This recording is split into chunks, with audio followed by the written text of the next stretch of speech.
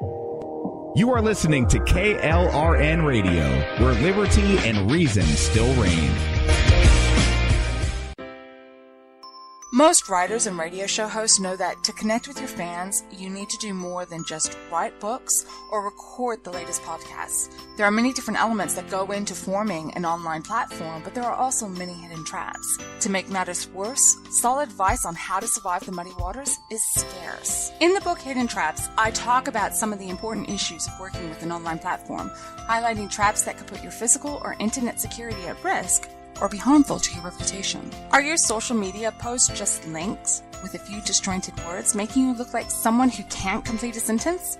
Did your new website cost you more than you anticipated?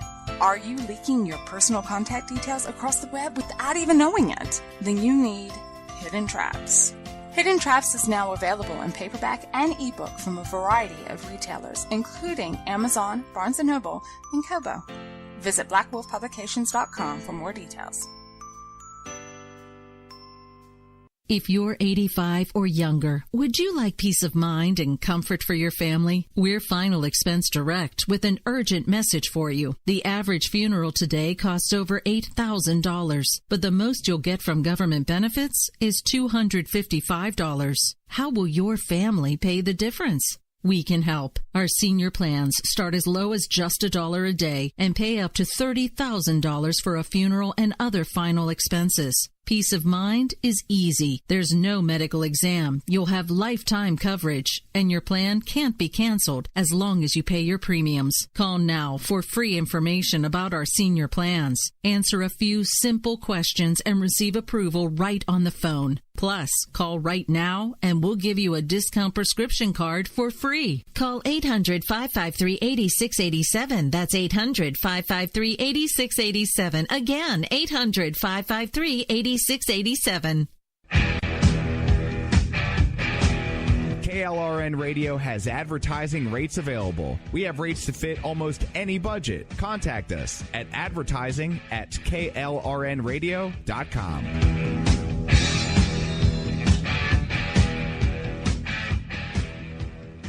Everyone loves liberty. Our rights come from God, not the government. So why are you letting other people tell you what's best for your health care? Exercise your freedom with Liberty Health Share. Liberty Health Share is a community of people who voluntarily share one another's medical costs. Liberty Health Share is founded on the idea that most people truly want to help one another. Healthcare sharing allows members to do just that as a true community that supports one another in times of need. Liberty believes people should make decisions for themselves and their families. Members are able to take back the freedom to make their own decisions about their health care. Freedom from guilt or doubt about how your money is used. You have the freedom to direct your health care, not to be dictated to by bureaucrats. Stop letting others tell you what to do and join a community of like-minded people. Exercise your freedom. Join Liberty Health Share and take back the control of your health care while helping those around you. Call Liberty at 855-58-LIBERTY. Again, that's 855-58-LIBERTY for more information, or you can check them out at libertyhealthshare.org. Again, that's libertyhealthshare.org.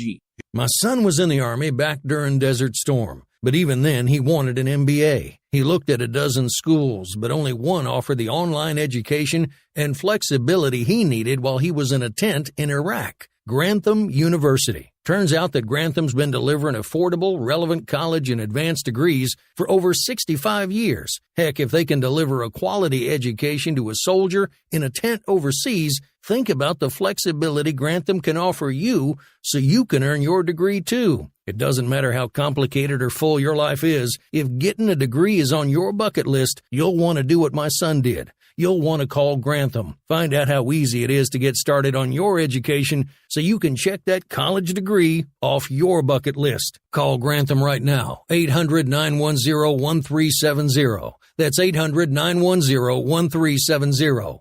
Flexible, affordable, relevant. Call 800-910-1370. At St. Jude, a family never sees a bill at all. It's like the world has been lifted off of your shoulders. St. Jude Children's Research Hospital. Finding cures. Saving children. Learn more at stjude.org. Sometimes writers feel lost, unsure why a passage may not be working. It takes another set of eyes to help us nurture our writing into full maturity. At Black Wolf Editorial Services, we strive to enable writers to develop and grow, offering manuscript critiques and line edits through a mentoring editorial style. We also offer assistance on generating a writer's bio for your websites. Black Wolf Editorial Services, nurturing your writing into maturity. For a full list of services, visit blackwolfeditorial.com. You're listening to the Spark Radio Network, internet radio like you've never heard before. Innovation, creativity, and imagination are all said to begin with a spark. So fasten your seatbelt and take the ride of your life and listen for the spark. You are listening to KLRN Radio, where liberty and reason still reign. My name is Jessie. I'm a United States Special Forces widow. This gives me a unique perspective on the world around us. If you're willing to listen, I'll tell you how I see it, and I won't pull any punches. This is my POV, which stands for Point of View.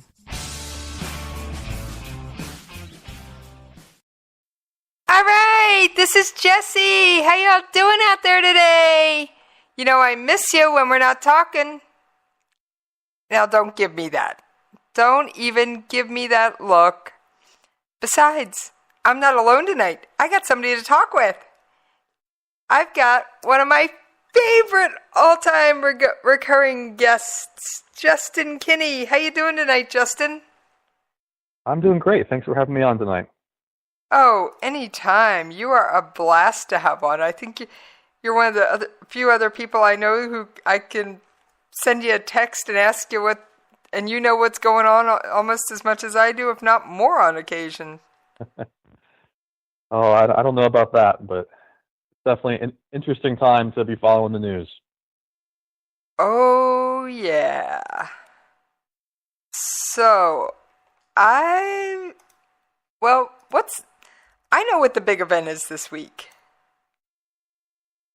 And it's the UN General Assembly, which means one thing and one thing only.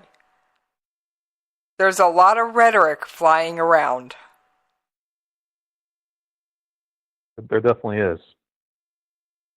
Some days I'm just like, can people just say what they mean and stop sugarcoating it? But of course these are diplomats and leaders of the world. They're going to spin it, sugarcoat it. And it's just like, the truth is always somewhere in there. They wouldn't be diplomats and politicians if they didn't put some sort of spin on it. So what's been your favorite piece of spin so far? Oh, I don't even know where to go with that. I guess obviously I'm American, so I kind of focused heavily on Trump's speech. I've kind of enjoyed hearing some of the reactions to it. But both the speech and the reactions, actually. I thought it was very interesting. Very little of what he said is like brand new. I mean, even Obama, we'll talk about North Korea in a minute, but even Obama gave some of these ultimatums, but it was kind of more the way that Trump spoke. It was probably one of the more direct and, I don't know how to say that. It was a very direct speech. There was very little wiggle room in his words for interpretation, and I thought that was really interesting. And then, of course, I've enjoyed. Well, maybe enjoyed's not the right word. I found it very interesting to see all the various reactions from other countries, from people in this country as well, other politicians and pundits. I've just found that all very intriguing. Oh, I've had no shortage of fascination with it this week either. It certainly means there's no shortage of audio clips, but I don't have time to air them all. I collect a few and put it together later. In fact, I'm thinking of doing a best of clips for the UN as one episode. Just me introducing the clip, play clip. Me introducing the clip, play clip.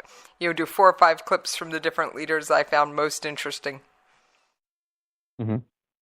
That could be an interesting show. And yeah, it would be.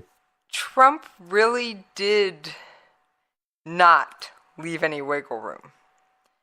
And like I said, he's not a politician. He's been a businessman his whole life, and I think that kind of shows in the way he speaks. It's very, very direct and to the point.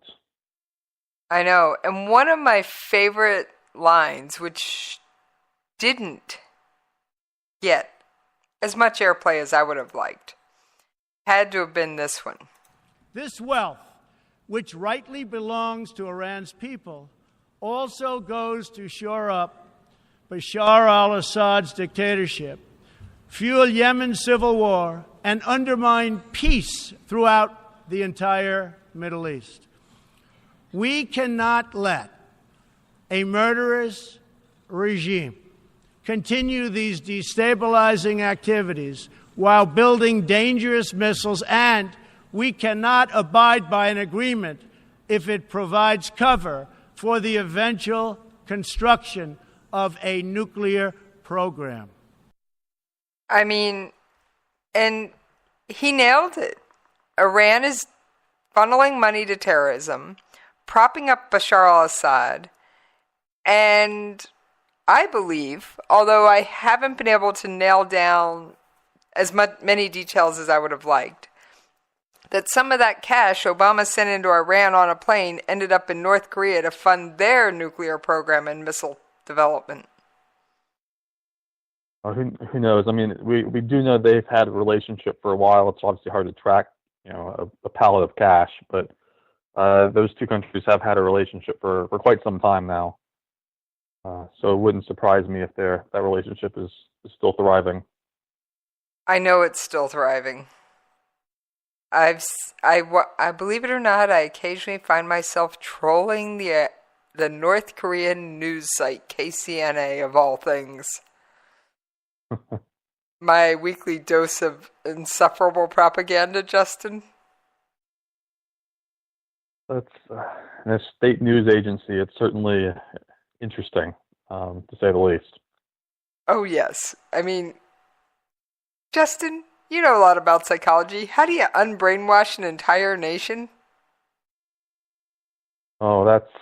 I don't know any psychologist who will tell you that they could actually manage that. It's going to be a real issue if, the Kim family ever gets overthrown, is how do you introduce that population to the world, to globalization and to all these other things. Removing that brainwashing is going to be really, really difficult. You have to be a very slow process, very long process, and just kind of bit by bit, I guess. Honestly, it's probably going to be a multi-generational thing. When you've grown up under a regime like that, where there's virtually no contact with the outside world, and all the information you get comes from the state. I mean, you don't know any better. You don't know anything else, and that's, again, from a psychological perspective, that's just going to be very, very hard to break. And it might even be impossible in a lot of cases, at least in that first generation post, Kim family, if that ever happens. Now, I've got to say, we forgot to tell much about you, so why don't you sum up your background for the listeners who are going, and why can he say that? Oh, sure. So my initial bachelor's degree was in psychology. But I have a master's degree in forensics, where I did a lot of criminal, like crime scene investigation, criminal psychology, serial killers, that sort of thing. And then I'm currently, I'm getting close to finishing up a PhD, my doctorate in international relations, where my area of expertise is terrorism, particularly radicalization and recruitment. Okay, so you've studied the worst of people. I do. I mean, I've kind of bounced around a little bit, but it all kind of circles around the same question of why do people do bad things? And so I look at a lot of the psychology behind that. And obviously, the goal is to be able to counter it. But pretty much all of my work has been circled around that one central question of why do we see evil in the world? Why do people do bad things? Why do these bad people exist? And why are they doing what they do? Right. And hopefully that will lead to ideas of how to stop them. And we've discussed some of the whys on previous episodes, but we have. Yeah. I know why politicians and diplomats spin everything. It's the nature of the beast. They would, it really is. I mean, it's reached a point, especially in this country, where it almost seems like an honest, straightforward politician has no chance of winning. They always have to have some sort of spin they're putting on things. And it's gotten pretty ridiculous. It is kind of that nature of the beast. I think that, and not to get into the weeds on U.S. politics here, but I think that's actually why so many Americans found Trump refreshing. He wasn't politically correct and didn't spin a lot. Yeah, I would agree with that. I think, I mean, for all of his various flaws, and even a lot of people on the right, don't like him, but he definitely appealed because of that non-politician perspective that he brought to things. His personality is just very different. He's not somebody who uses a lot of that doublespeak that you often see. And I think, regardless of whether or not you agree with his politics, that was something that appealed to a lot of people. And there wasn't a lot of doublespeak in that UN speech. Like you said, he left no wiggle room.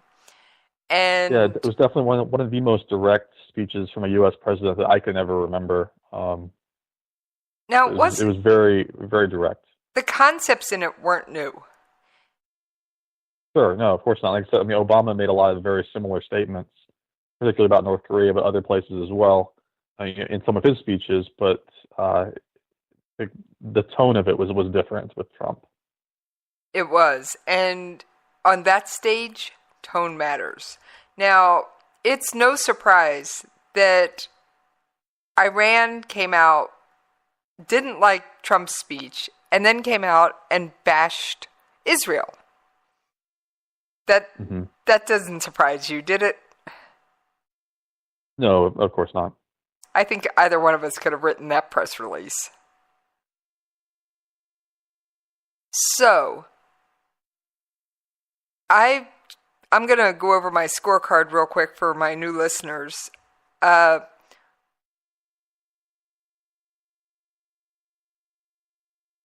You've got Bashar al-Assad over in Syria.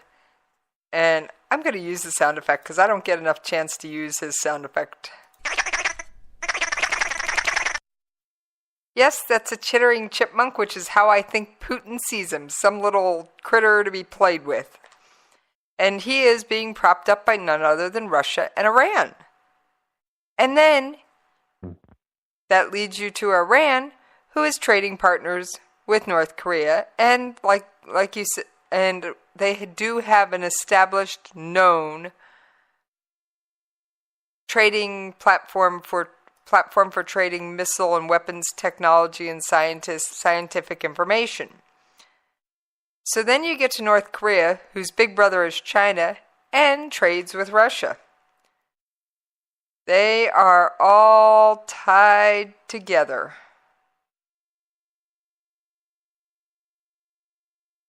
So, did Trump essentially call out a new axis of evil without saying it was an axis of evil? I think a lot of people are interpreting it that way. I don't know that I would go quite that far because, as you said, he didn't actually say that. But he certainly was very pointed in his comments about certain countries, North Korea and Iran in particular.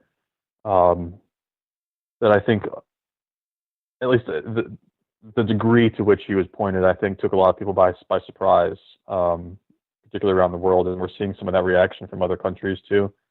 And I think it's something that needs to be needs to be considered going forward. Is just how seriously he's taking some of these, as he called them, rogue states. Well, Iran's gone on while they aren't, according to the IAEA, the International Atomic Energy Inspectors, Iran is not violating, except they've gone over on their heavy water, which, well, I've discussed that one with Dr. Judy L. Moore. And she said that's really not that big of a deal, and that's generally what the rest of the world says is it's heavy water. It's not the end of the world. They didn't go over on their plutonium. Right, that's where the really important stuff is. Right, because for those of you who don't know how a nuclear reactor works, you put in uranium, you get out plutonium. Plutonium makes a bigger bomb. That's the real thumbnail sketch. You want more? Go look up Conversations in Science. There's a whole episode on it. But I'd say they're violating the spirit of the law. There's the spirit of the deal, because they are building weapons factories in Syria, Yemen, and Lebanon. Well, I think that's partly why there was a lot of pushback against the deal in the first place. Is a lot of people thought it wasn't specific enough and allowed a lot of that little room for interpretation, where it may not be violating the actual written deal, but may be violating the spirit of the law. I think. I think that's partly why there was so much debate initially when Obama was putting it forward. Well, I believe that this could actually happen. At least these type of things. Well, I've said it once and I'll say it again. I don't think that deal is worth the paper it's printed on, because Iran wrote the book on cheating on deals and evading sanctions. Mm-hmm. And now they're teaching their trading partner, North Korea, how to do the same. And Iran produces oil and can refine their own oil. How do you think they kept planes flying all these years? And cars running all these years? The only thing that grounded a vehicle or an airplane in Iran wasn't a lack of fuel. It was a lack of parts to fix something that broke.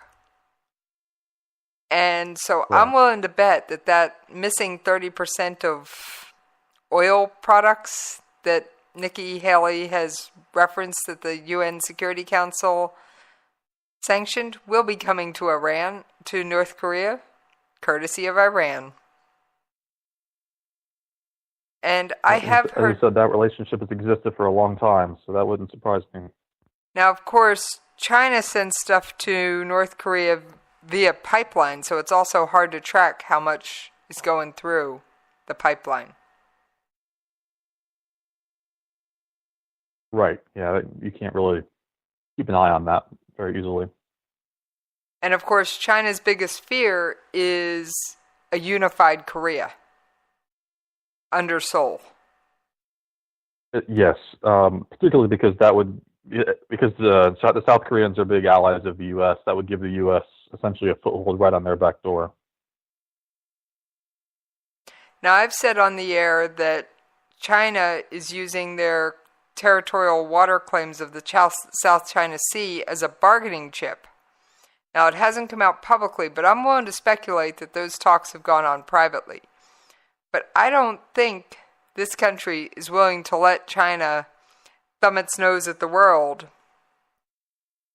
and disregard the International Court of Arbitration's ruling that the whole South China Sea doesn't belong to them, despite what they say, and despite their real-world Minecrafting of building islands. Yeah, I think I would agree, although I would note that this has been going on for a little while, and they haven't really faced much in the way of actual consequences so far. I think there would have to be some sort of consequence, not necessarily from the U.S., but somebody is going to have to step up to them and issue some sort of consequence for them. Otherwise, it's just going to keep happening, and they're not going to give up on the South China Sea stuff. Somebody just asked Mike in the chat room at KLRNRadio.com just asked a rather intriguing question. And that is that he believes a united Korea will happen unless China annexes North Korea. And he asked if we thought they would. Yeah, so I've heard that theory before. I think that would be potentially possible. My best guess is what would happen is there would be some sort of other, a continuation of the Korean War, and in the final treaty, China is going to be given a large chunk of North Korea as compensation for not backing the North Koreans and not turning it into some sort of major proxy war of some kind. I think that's not this is not an unlikely outcome for them to end up getting a lot of that territory if a war actually does take place. I think it would have to be after the Kim family has been defeated, though. I don't think they're going to annex them while the Kims are still in power. It would have to be after a war that's deposed the entire North Korean government. But it wouldn't surprise me that ends up being kind of a bargaining chip on the table for China staying out of it. Say we'll give you a large chunk of this territory. That's an interesting perspective. I don't know that I'd actually ever thought about China annexing North Korea. I mean, yes, borders do change in this day and age, but as we've discussed before, they don't change often or easily.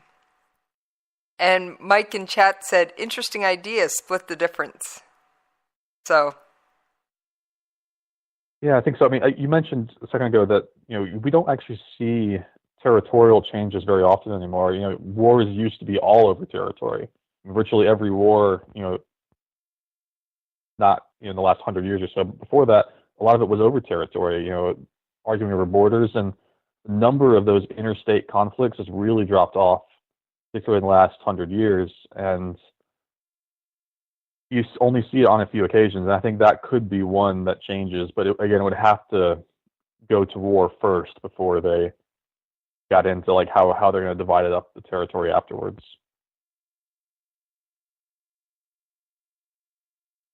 It could be definitely an interesting outcome.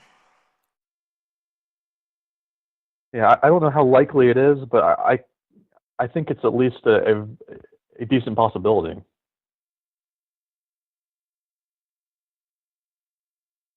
And, China doesn't clearly want us on their southern border. And that's why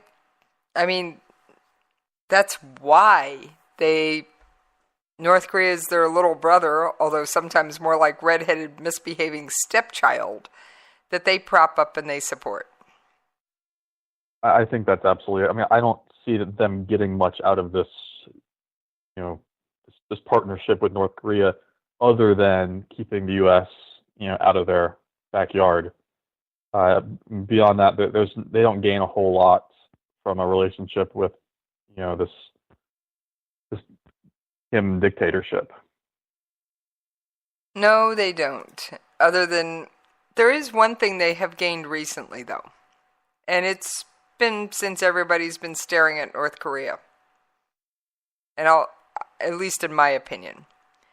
North Korea has drawn everybody's attention on the Asia Pacific region, right?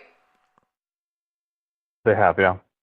So everybody's looking over there. Nobody's paying attention to the South China Sea right now. And that's where China is trying to establish an even stronger foothold.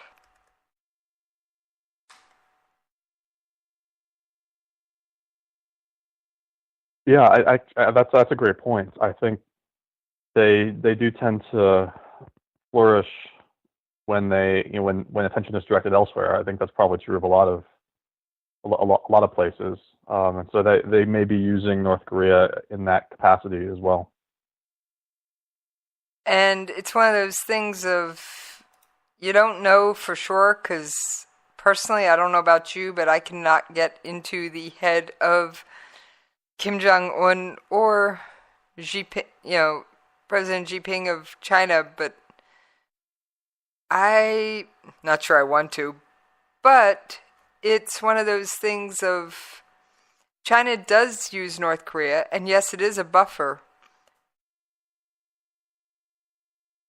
But how much say do they have over the actions of the leadership of North Korea? I mean, the last thing they want is a failed North Korea. Mm-hmm. So I don't know, so they could, they could yell and scream and tell them to knock it off, but they're not going to cut off the oil or cut off the trade. And I'm not sure how strongly they're even going to implement the sanctions. although they voted for them. Are they really going to enforce them? China's been a little bit wishy-washy on that. They have. That's a good point. I think we have seen China move away from North Korea a little bit in recent times, especially with those sanctions kind of being the peak of that, or where they've voted for them, because that really hasn't happened before. That may be sending a signal to Kim that he's overstepping a little bit, and they're trying to rein him back in. But it's a good question as to how much control they actually do have over him, because he does keep the U.S. out of China's backyard in a lot of ways, as long as he doesn't overstep and turn it into a war that the U.S. is going to crush him. So he does have actually some leverage in that relationship, despite being such a small country, in relative comparison to China. Exactly. And unfortunately, with everything, there is a price. And yes, it is time, Justin. We've got to take that ever wonderful commercial break and pay those radio station bills. So we will see you on the other side.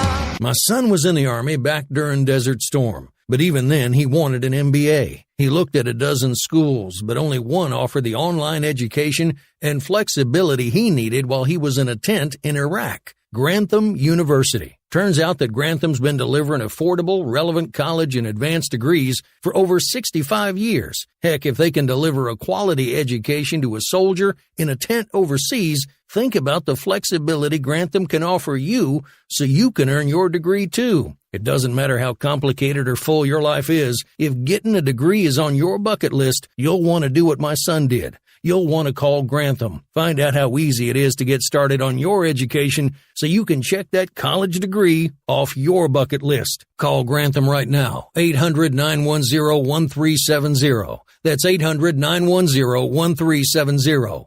Flexible, affordable, relevant. Call 800-910-1370. Tired of paying outrageous prices for Viagra? Well, we have great news for you. Now you can finally get Viagra at huge discounts. Healthy Man allows you to save up to $500 on Viagra. Why pay U.S. pharmacy prices of $15 per pill or more when you can get Viagra for less than $3 a pill? Call today and get 40 Viagra pills for only $99. This can cost as much as $600 at your local pharmacy. You can't afford not to call us. If you want Viagra at the lowest prices, never pay $15 a pill pharmacy prices again. Get Viagra for less than $3 a pill. Call 1-800-516-7602 today and save up to $500 and get 40 pills for just $99. Healthy Man is fast, easy, and affordable. Operators are waiting at 1-800-516-7602 to take your call right now. Call 1-800-516-7602. That's 1-800-516-7602. Again, 1-800-516-7602. Attention business owners and independent contractors. This is a money-saving message from Tax Mediation Services. If your business owes $20,000 or more in taxes, we can help you today, right now. Listen, dealing with the IRS is no picnic. It's an intimidating and extremely stressful process, and you don't want to go it alone. Our attorneys know every law, every tax break, and every possible opportunity to help you resolve and reduce your tax debt. And if you owe more than $20,000, you may be at the top of their hit list. So don't take your tax debt lightly, because it will not go away on its own. The IRS can seize your bank accounts, your home, and even shut down your business. Call our tax experts today at 1-800-783-0810 and let us deal with the IRS while you focus on your business. That's 1-800-783-0810. Again, that's 800-783-0810.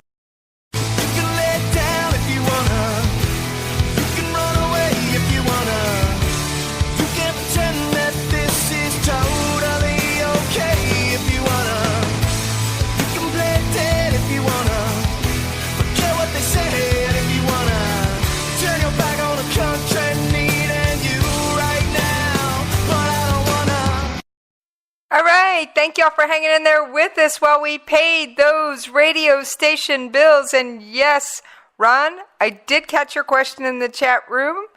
And just for everyone who's listening and not in chat at klrnradio.com/chat, Ron has asked if there is an ethnic or tribal difference in heritage between China and North Korea. And he feels that China has limited use for North Korea other than a buffer.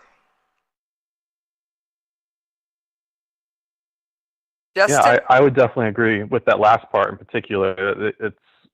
There is very little utility to China for having North Korea right there. I mean, nobody wants an irrational dictator right on their border. But he provides that buffer. He provides a way to keep the U.S. out of their backyard. I think that's really the bargaining chip that North Korea has in that relationship. Exactly. I'm not sure. Now, what about the ethnic differences? I'm not sure how much of a difference there is. I know there has to be some, at least culturally, but... Yeah, so ethnicity isn't an area of expertise for me, but from what I understand, North Korea is actually considered one of the most ethnically homogenous countries in the world. They are Korean.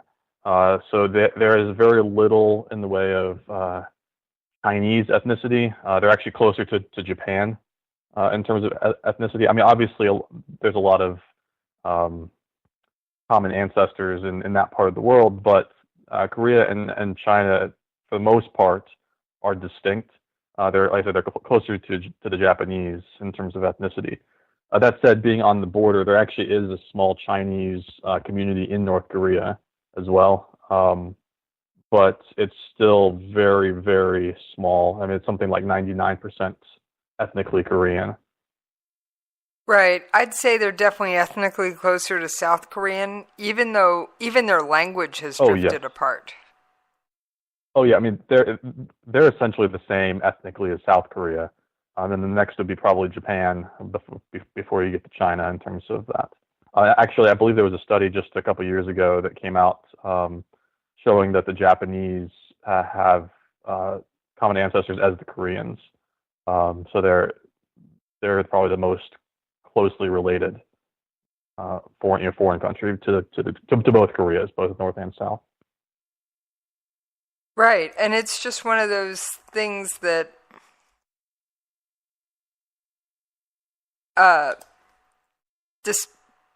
that's what draws all the calls for reunification is essentially there were families and just ripped apart. And unfortunately, that generation that was actually physically separated is soon going to be no more. Mm-hmm. And, we're on the last possible chance for any kind of family meetings. And I don't see it happening in the current, with the tensions on the peninsula the way they are. I mean, the last time I have visited the peninsula, and when I was there, the Kaesong Industrial Complex, which was a joint North-South Korean venture, actually gave me this monicum of hope that maybe things could settle down and they could at least come to a peaceful understanding. But now, it's intense. It certainly seems unlikely, yeah. And just as a reminder for all those listening, yes, my husband is active duty Army, and yes, he is stationed in South Korea at this point. So, while I don't want to see us go to war, and no soldier or family of any member of the United States Armed Forces does, I know that he will happily do his job if that's what's asked of him. So, and Ron said, great, thanks for the answer, Justin and Jess. So, anyway,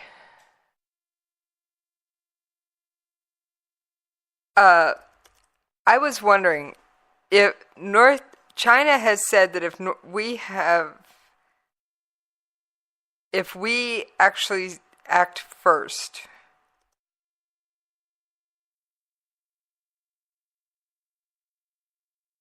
if we're defending ourselves and not acting first, that they won't step in.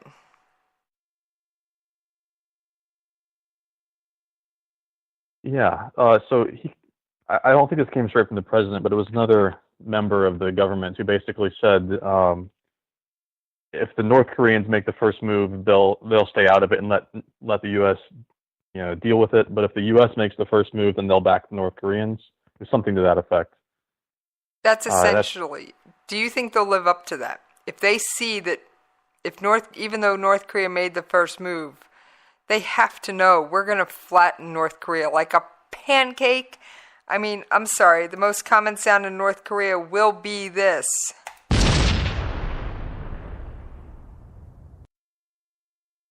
Yeah, I mean, whether or not they live up to that's going to be the real big question. I imagine it will come down to the bargaining table. As you mentioned a few minutes ago, I think what they're going to say is we'll stay out of it as long as you give us this territory, as long as you let us annex this part of the country or something. I think there's going to be some bargaining chip that they're going to demand in exchange for that. So I think there's a good chance they will stay out of it, but only if they get something for doing so. I don't think they're going to let the U.S. just take over that foothold without getting something in return. Whether that's territory or something else, I think they're going to demand more in either scenario. Whoever makes that first move, I think they're going to demand something to stay out of it. Right. Now, what I'm wondering is if we claim that we are acting first, that we are being defensive because we're defending our ally Japan, because they keep throwing stuff over Japan's head. Now, they are smart enough to keep it out of Japanese, high enough to be outside of the airspace. But all the sirens and the warning signals and everything still blares. Do you think if we go on that basis, they'll stay out of it? Yeah, that's a good question. In the international community, there's really seen as like two types of war. There's this preventive war and then the preemptive war that are both considered to be defensive wars, kind of. Preemptive war is when you attack first, but only because you believe that an attack is coming, like imminently. Right. This would be a good example. This would be like the 7-Day War with Israel and Egypt. Right? Israel technically attacked first, but only because Egypt was massing on their border and about to attack. That is usually seen as internationally legal. Now, the other one, preventive war, is when you see the other side building up their military and everything, but there's no evidence that an attack is necessarily imminent. It's just about preventing them from gaining strength. And that's where you'll see most contemporary scholarship claim that it's illegitimate. So that's obviously a spectrum, right? Of how likely do you think an attack is coming, and that makes it very difficult to tell if a war is considered technically legal internationally or what. And so I think kind of where we land on that spectrum may influence how much China wants to get involved. Like I said, this preemptive war, just wanting to be the first one to attack in a war that is coming, and this attack is imminent, and you want to just get that first strike out there. That's usually seen as okay, and so China may be more willing to stay out of something if that was the case. In other words, if the North Korean troops were all lined up just on the other side of the DMZ, and we can see that via satellite and everything else, and we go in and just go, boom, you think they'll be okay with it?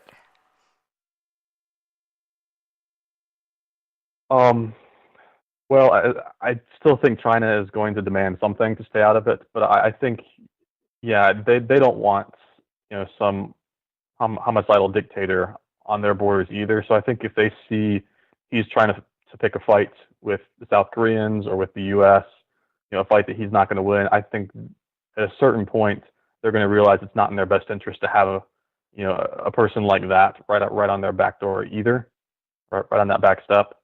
But at the end of the day, I still think they're going to demand something, regardless of what kind of war it is, whether it's preventive or preemptive, or any other type as well. I think they're going to demand something to stay out of it. I agree. I really do. Now, I got to mention another comment from the chat room. You had some praise from one of our regular listeners, Mike. He said that you are sharp, and he's having a great time listening to you. And I think he made some I appreciate that comment I might have missed about you need to be on more often. I bring him on as often as his schedule allows, Mike. And the next comment is, good answer, Justin. They'll let him hang if it gets too bad, but they'll want something. And Ron said that Kim Jong-un is just nuts enough to launch a first strike. But would his generals let him? Ron, my answer to that is his generals would let him. Otherwise, they'd be dead and replaced. Yeah, that brings up an interesting point, though, about him being nuts enough to launch a strike, because that raises some good questions. While he is, generally considered to be fairly irrational, and he seems to do a lot of things that are crazy, at the end of the day, you do have to wonder, is he nuts enough to essentially commit suicide, which is what he'd be doing if he tried to launch an attack, right? I mean, and he has to understand that if he tried to launch something against the United States or South Korea, his days are numbered. If it's, it's actually be less than days, it'd be hours probably, if even that. So the question is he may be crazy, but is he actually suicidal? And that's a much harder question to answer. There's a lot of scholars out there who think he's really just making a huge bluff, because he'll never actually attack, because he's trying to provoke the U.S. into attacking first, which gets China on his side. But he'll never make the first move because he's not suicidal. I think that those are some good questions we need to ask, because if he's truly suicidal, that changes the equation. But if he's just trying to bluster and bluff his way into more power, he certainly seems to like power a lot. So that, whether he'd be willing to risk that, to pick a fight with the U.S. is a tough question. Well, another question from the chat room, and first I'm going to respond to what you said. I don't think he's, according to a medical diagnosis, crazy or suicidal. I do think he believes some of his own propaganda, not all of it. But I don't think him doing an intentional first strike. What I see happening that could potentially kick off the war, and we could call it defensive, is one of those rockets that he launches over Japan or launches one over Guam, having a mid-air accident and falling on the country. It could be. And I think something like that, or even doing that and provoking South Koreans or the Japanese or the U.S. to strike back. He does something little tiny thing like a missile that gets too close to Japan. Somebody fires back, and all of a sudden he's the victim. He can use that to legitimize himself and get China on his side. I think if he's playing for war, I think that's the move he's trying to make, is push it just far enough that somebody else fights back without him actually crossing the line of striking first. Now, we see that all the time with terrorist groups. They do that provoking all the time to try to legitimize their cause. He's not quite the same thing as a terrorist group, because he's actually a state, a country. But okay, some of that psychology is the same. Justin, you're talking about a country that's half terrorist, half mafia.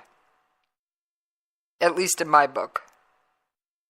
Yeah, there are certainly similarities in terms of the way they run things. And the other question from the chat room is, do you think China would ever take out Kim Jong-un and the other main players to bring down the regime? I don't think so. They have. I have a feeling they have the ability to do so, but I don't think they'd ever do it. I would generally agree with that. I think clearly they have the ability. I think the U.S. technically has the ability. I think a lot of countries have the ability to do it, but actually doing it is a different story. I'm not sure China. I don't think China would do that unless they would feel comfortable with whoever would take his place.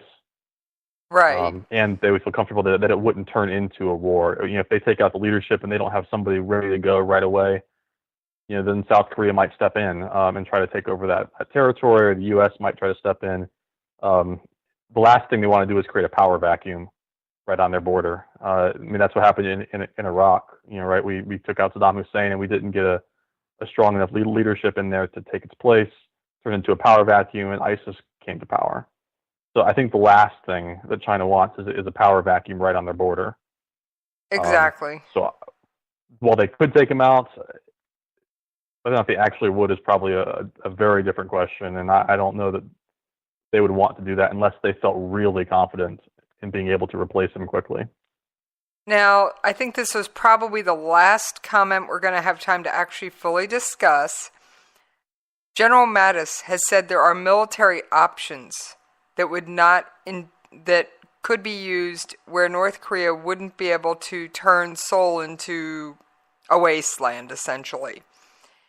And Mike in the chat room was asking, could that mean that maybe something is coming to a head after all? Because the latest nuclear test, the 6th one, was a whole new level. And for those who aren't regular listeners to my show, North Korea is already making preparations for a 7th nuclear test. So do you think this is coming to a head? You know, it's hard to gauge. I think it's certainly getting closer. When we're talking about war and things, there's something called there's a couple things that are designed to like increase the credibility of your threats. You know, North Korea wants something, they're trying to threaten, they need credibility. And so there's a couple different ways that we've seen people do that in the past. You know, one of them in particular that I think we're seeing now is something called brinksmanship, which is a fancy word that essentially means slippery slope. And it's this idea of like taking further and further steps that make that possibility of accidental war more likely, which is, I think, what we're seeing with these missile tests that, you know, are going over Japan. You know, the war might accidentally break out. And what this is communicating is that he is willing to go to war and he's trying to increase his own credibility and his own justification.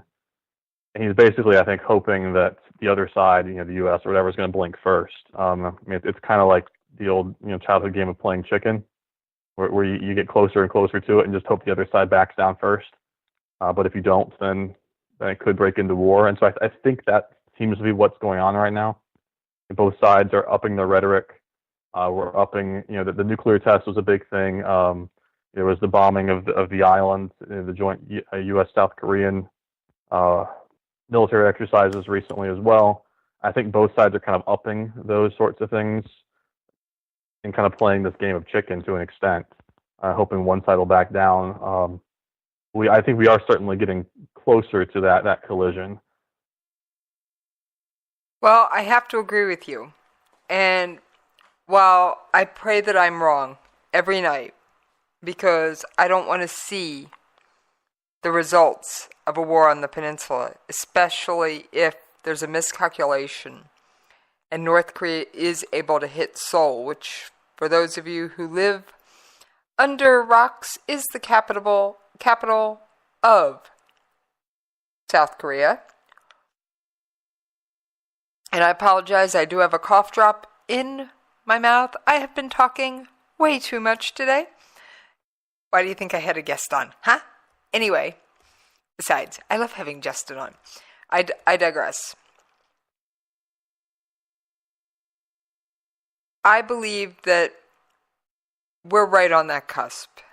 I believe we may actually just be waiting for the timing and for everything to play into our favor. And every time we do a joint South Korean exercise, the North accuses us of rehearsing an invasion. I'm wondering if one of these exercises isn't going to be so much exercise as we're crossing the 38th parallel. We've had it. That would certainly be the way to go about it. I think if they were to make that decision, try to turn one of those exercises into something more taken by surprise, that would be the way to do it. Again, I'm not convinced that we're quite there yet. I think we're still waiting on something, probably from China, to me personally. It would not surprise me if there's a lot of backroom meetings going on at the UN right now about that, trying to get enough support for something. I agree. I absolutely think you're right that we are getting closer and closer to that cusp as both sides seem to be escalating the rhetoric of late. And you mentioned the recent bombing of the range this past weekend. There were two things that stood out to me in the article, and I know you read the same article because I shot you the link earlier in the week. One, they were dropping live ammunition. Most of the time they're using practice rounds. Two, they mentioned that it had been U.S. fighters, South Korean fighters, and Japanese fighters all involved in drills on the same weekend. I'm wondering if all three were in the skies over the DMZ, but no one's talking about that. But that's my speculation. Could be. And the fact that all three have gotten involved to an extent is certainly a strong signal to Kim in North Korea that this would not be a one-on-one type fight if something came to it. I think, again, it's kind of you often see this kind of power politics, right, where you're trying to communicate something through military force. And I think that's what we're seeing here is this signaling to North Korea that, hey, there are several countries here that would be on the side of the U.S. We have this force. We're demonstrating it. That'd be the live ammunition, and it's all signaling. And you just have to wonder how Kim is taking that, at least personally. What he thinks is happening. Exactly. Well, unfortunately, Justin, we are about out of time. So, as I do with every guest, even my favorite, especially my favorite recurring one, why don't you let people know, because you do have some social media, where they can find you when you're not on the air hanging out with me? Yeah, absolutely.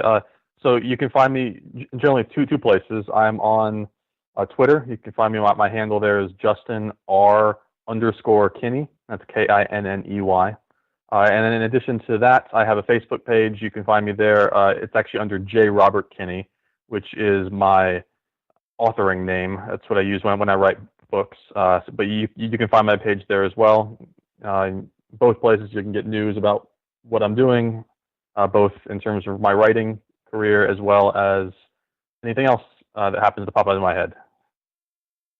And for anyone trying to track me down, whether you missed Justin's information or you just have a question you didn't get a chance to bring up in chat, you can find me on Twitter at Jessie's POV, or you can shoot me an email at the station, Jessie's POV at KLRNRadio.com. And Justin, I gotta say, your book Precipice, it was a fun read. I appreciate it. And yes, that's the title of his, was it mystery? Yes, so it's kind of a mystery suspense novel. It's Precipice on Amazon, both paperback and Kindle. I'm currently working on a second book. I've got an entire draft done. But it's going to take a lot of editing before it's ready for publication, but a second one is on the way. All right.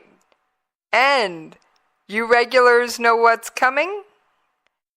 You new listeners, hang on for the ride, because I'm out of here! care.